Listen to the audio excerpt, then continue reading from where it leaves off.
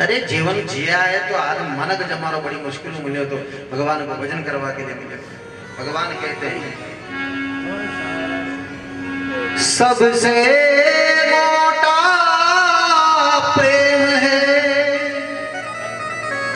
तापी चले तुलसी जागर प्रेम नहीं वागर कुशल नक्षे। सबसे मोटा प्रेम है, प्रेम भी तो भगवान रिजो करता। सबसे मोटा प्रेम है ता पीछे नेम, नेम को मतलब नियम मन के पाछे कई नियम को नहीं भगवान जशो ध्यान थी भजन अपना मस्ती थी भगवान को भजन करे भगवान नीलाते लोग जय गोपाल जी। अभी तो आजकल कथा में मैं गाम घूमता फिरा देखा घर घर भगवान मिले गोपाल जी की मूर्ति। ये नहीं गोपाल जी की मूर्ति मिले। कुछ लोग कहते हैं गुरुजी हमने जब से कथा को आनंद लियो तब से मेरे घर में आनंद हो गया। छोटा गोपाल जी की मूर्ति लाए रोज नीलाते हैं अपड़ावे दोपड़ावे कपड़ा पहरावे उन्होंने तरह तरह का रंग रूप श्रृंगार करे नर टिलियां देवना के बड़ा राजी में जाकर आज समय के गोपाल जी बड़ा आनंद करे तो मन बड़ा प्रसन्न होता है। देखो भाव देखो अनेक भाव, जब भाव बदल गया तो कृपा भगवान की जरूर होती है। देर हो सकता है एक बात ताएगा तपाएगा खूब हाल खींचेगा उसके बाद देखेगा कि वास्तव में कुछ मेरा भक्त है और भक्त के ऊपर अगर परमात्मा की कृपा होती मेरे बहन भाई तो फिर तो कथा हो जाती। सत्संग बिना भाग के भागवत मिल ही नहीं सकती है। मैं आपसे भी कहता हूँ और जब दूर तक आवाज जाते हैं ये जो ये लाइव चल रहा है ना लाइव चला ना भैया इस लाइव पे भी बताता हूँ ये देखेंगे लोग बाद में लाइव दूर तक लोग देख रहे हैं जजमान तो वो देखेंगे कहेंगे कि वास्तव में परमात्मा की कृपा ऐसे नहीं होती मेरे बहन भाई। अगर भगवान को पाना है तो दिल से नमन करना होगा। सबसे मोटा प्रेम है ता पीछे धर्म करते भी कभी करी कर्म पूरते। एक सुभद्र नाम का राजा था रोज पक्षियों को अनाज डाल दिया करता था। अभी बड़ो धनवान आदमी पैसे वाला आदमी है आज मन में भी बैठे बैठे विचार करने लगा कि देखो जिंदगी में खूब पैसों कई करूंगा नहीं पैसा नहीं। एक दिन एक निश्चित जगह होती है जैसा आप ही देवरे ना का धान अपने देवरे है फलानी जगह है माता जी का मंदिर पे एक भगवान का मंदिर पे लोग अनाज बिखेरते हैं कि यहाँ जानवर आकर के चुग जाएंगे। एक निश्चित स्थान था उस स्थान पे सुभद्र नाम के राजा ने अन्न डाल दिया तरह तरह का ज्वार भी गेहूं भी उड़द भी मक्का भी चना भी सब प्रकार का धान मिला करके एक निश्चित स्थान पर डाल दिया कि पक्षी आएंगे। कहीं संत ने क्यों 1000 पक्षियों के मुख में जाएंगे तो आनंद आशीर्वाद देकर के जाएंगे अनाज का दान करने लगा। लेकिन दान करते करते एक दिन क्या हुआ था कि कबूतर ध्यान दिया यह हुणी कथा आपने एक कबूतर उड़ता हुआ आया समुद्र के किनारे जाकर के समुद्र के किनारे हंस और हंसनी दोनों रहते थे और हंस हंसनी से कहने लगा कौन वो कबूतर नहीं कबूतर उड़े दान चुके केवल लगे कि क्या यार तुम यहाँ समुद्र के किनारे पड़े ये यहीं चुगते रहते हो। जाओ समाज में चलो जात में जाओ जात में पक्षियों की कई तरह के पक्षी आते हैं वहां पर। कहा हंस हंसनी ने कहा कि कहाँ चलना है। बोले एक सुभद्र देश का राजा है सुभद्र नाम का राजा वो तरह तरह के अन्न पक्षियों को डालता है जो जिसकी चॉइस होती है जो जिसकी चॉइस होती है इच्छा होती है उसके अनुसार खाना खाने को मिलता है। चलो हमारे साथ। और हंसनी बड़ी छोटा कबूतर के केवा के आधार पर उनके साथ हो जाता। देखो विवेक से भी काम करना पड़ता है। हंस और हंसनी दोनों आते हैं सुभद्र नाम के राजा जिसकी राजधानी में आकर मणों से कुंडलों से धान पड़ा हुआ है। पशु पक्षी तरह तरह के धान चुग रहे हैं। हंस और हंसनी अनाज के ढेर के ऊपर खड़े हो गए। अब ये आवाज कहीं की समझ में आवे नहीं आवे लेकिन हो जो हंस और हंसनी क्या चुगते हैं मोती। सही बात है हंस और हंसनी मोती चुगते हैं। अब हंस हंसनी अनाज के ढेर के ऊपर खड़े हैं पर अब चुगे कहीं भी तो भूखा का भूखा ही बेचारा कहीं करे और इन्हीं कथा के माध्यम से संतों ने बहुत अच्छी बात लिखी है कि पानी बात में मनका ने भी समझना पड़े कि वास्तव में आप भी आया नहीं संसार सागर में बड़ी मुश्किल मनक जमारो मिले 84 लाख दुनिया भोगने के बाद में और मनक जमारो मिले तो प्यारे जिंदगी शांत से जीवे से दुख क्यों कष्ट भोगना हरि का भजन करो जीवन का कल्याण कर लो आगे भी आपने गेलो साफ सुथरो है ठीक है सीताराम ठीक है। अरे जिंदगी बार बार थोड़ी मिलना है तो अनाज के ढेर के ऊपर खड़े हैं हंस और हंसनी भूखा का भूखा मोती तो था ही कोई नहीं चुगे गई भूखे के भूखे खड़े हैं मेरे बहन भाई।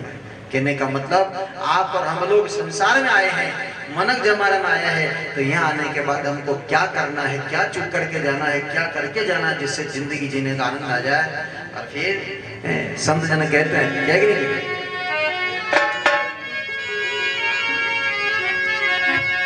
हरि भज हीरा परख ले समझ पकड़ ले निज मोती हरि भज हीरा परख ले समझ पकड़ ले निज मोती।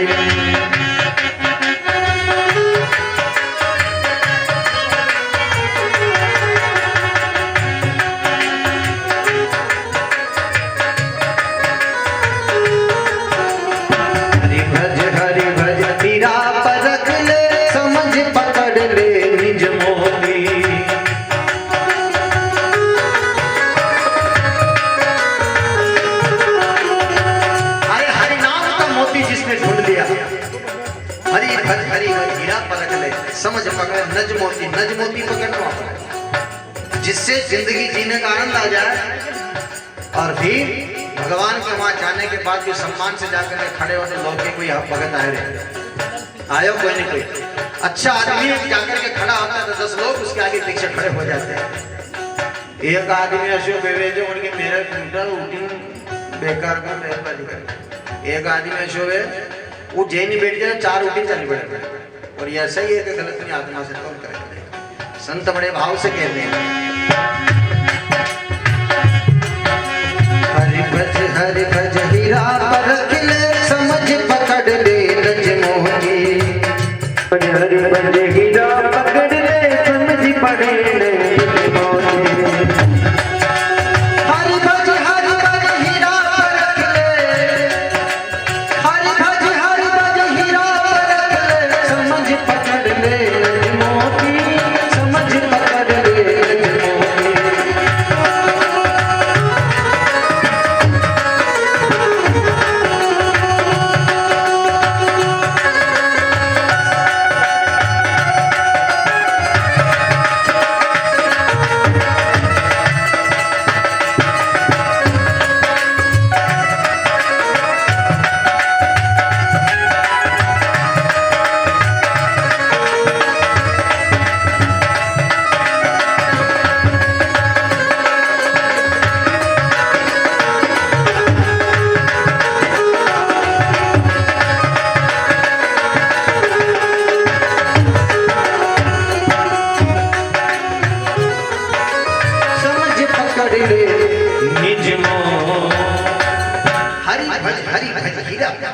और समझ पकड़ ले निज मोती को जिसने पकड़ लिया प्यारे जिंदगी जीने का आनंद आ गया। यही हमारी आपकी हमारी कथा क्या है। सूत जी महाराज ये जो कथा है नी बड़ी सुंदर है श्रीमद् भागवत कथा। लोगों ने कही कि एक बार भगवान का नाम सच्चिदानंद रूपाय विश्वोत्पत्ति आदि हेतवे तापत्रय विनाशाय श्री कृष्णाय वयम नमः। कई लोग ऐसे संसार में कई लोग ऐसे जो लाखों का करोड़ों का धन टर्न ओवर करते हैं दुनिया भर का पैसा उनके पास में लेकिन मन में वो शांति नहीं उस सुख को नहीं जो छावे। तो भैया ऐसे धन को क्या करना फिर जब शरीर को सुख न तन को सुख न मन में सूत जी महाराज पहले दिन की कथा में कहते हैं कि भागवत कथा सुनने का अधिकार तो कभी कभी देवताओं को भी नहीं मिलता है। जानते हैं कभी कभी भागवत कथा सुनने का अधिकार तो करेंगे देवता नहीं मिले मेरे पास देवता भी पाछे पछताएंगे यार कुछ को अपना हाथ में ये श्लोक आता है ना भागवत में पहले ये बड़े जहाँ शशि के लोग होते हैं बड़ा आनंद आता है नहि कश्चित् क्षणमपि जातुतिष्ठ कर्मकृत कालेतिहावश कर्मगुणो स्वाभाविकेर्बलात्।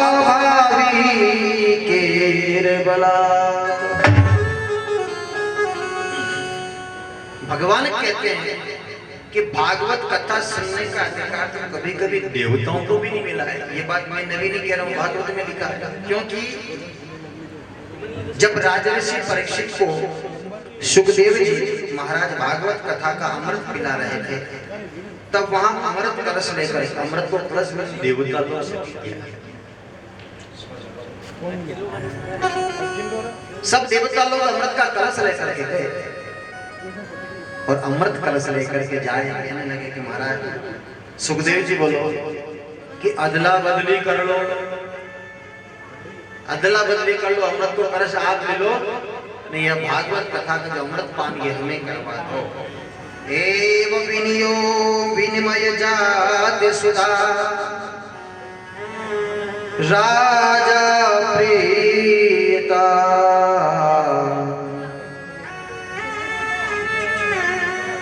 प्रपासामोऽयं सर्वे श्रीमद्भागवतामृतम्।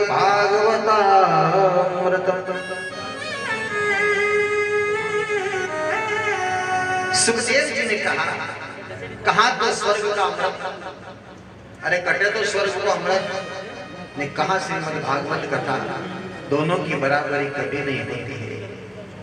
अमृत पीने के बाद कभी गिर सकता है, लेकिन श्रीमद् भागवत कथा का अमृत पान 7 दिन तक संयम से, नियम से, उस भाव से तो राजा परीक्षित ने कथा सुनी मेरे प्यारे, तो जन्म जन्मांतर के महापापी से पापी आदमी का भी पाप नष्ट हो जाता।